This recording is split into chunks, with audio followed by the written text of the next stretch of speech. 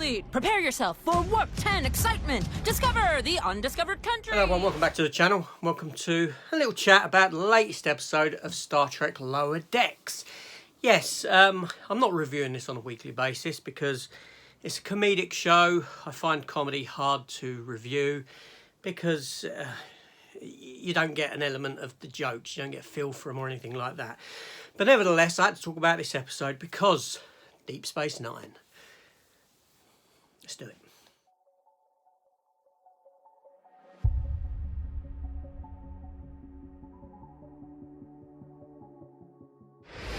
I can't believe we're at Deep Space Nine! Wait, just buy me some time. Sir, how do we do that? I don't know, just circle around and pretend we're in awe of the pylons.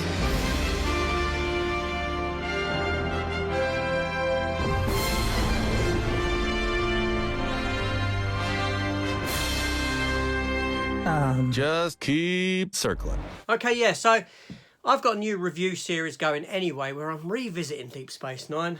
I'm about 9 episodes in.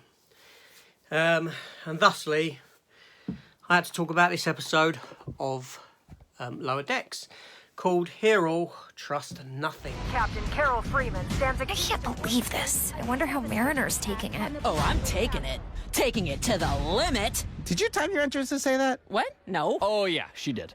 Yes, so this is the crew of the Cerritos going to Deep Space Nine, essentially. What else can I say? The crew of the Cerritos is assigned with having discussions with the Karema, which is an alien race through the wormhole, who sort of sided with the Dominion during the Dominion War, and they're having post-war trade negotiations. So we get this fabulous episode set all on board Deep Space Nine. Even in cartoon form, how great is it to revisit Deep Space Nine? We have Armin Shimmerman returning as Quark. We have Nana Visitor returning as Kira Nerys. Now, Colonel Kira Nerys, who, if you remember at the end of Deep Space Nine TV series, she was left in charge of the space station. So we have multiple stories going on here. We have the character of Beckett Mariner.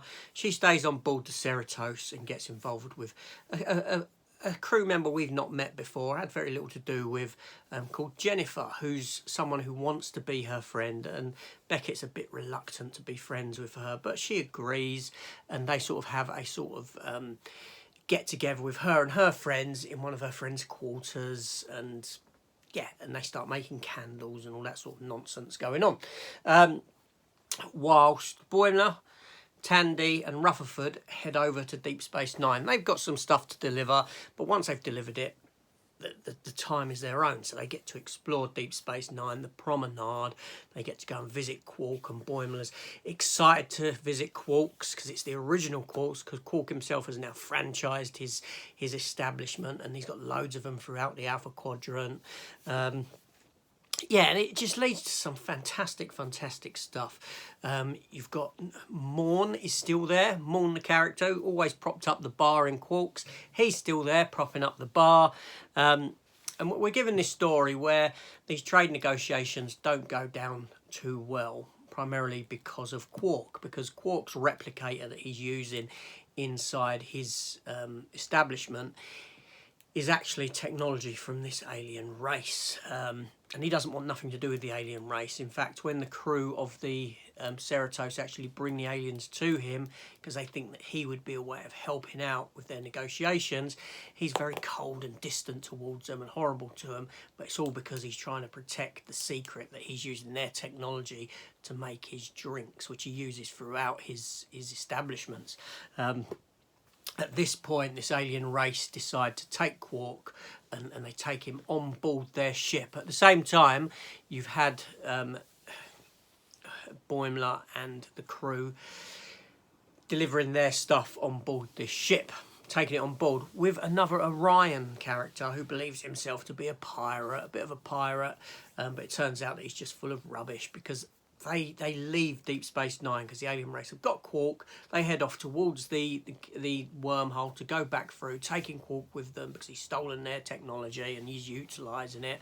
And it takes Tandy to bring out the pirate in herself, because we come to find out that her parents were actually pirates, Orion pirates, and she manages to sort of save the day in that she manages to stop the ship just before it goes through the wormhole. It gets dragged back to Deep Space Nine with a tractor beam, and all's good and done, and in the end everything works out for the best.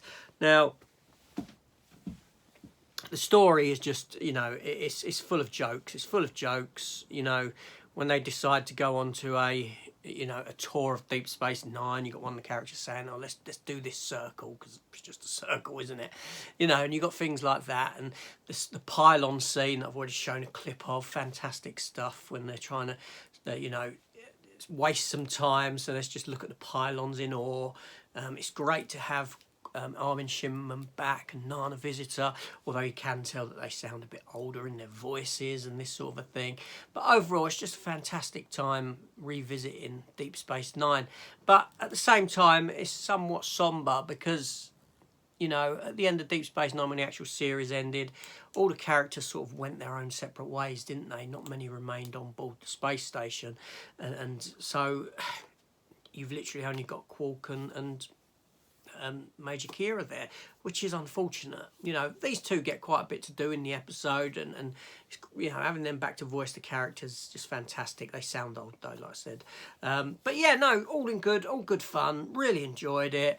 I thought I'd have a little chat about it just because I'm doing Deep Space Nine, and it kind of made sense. So that's it. For this episode. Just a little talk about that.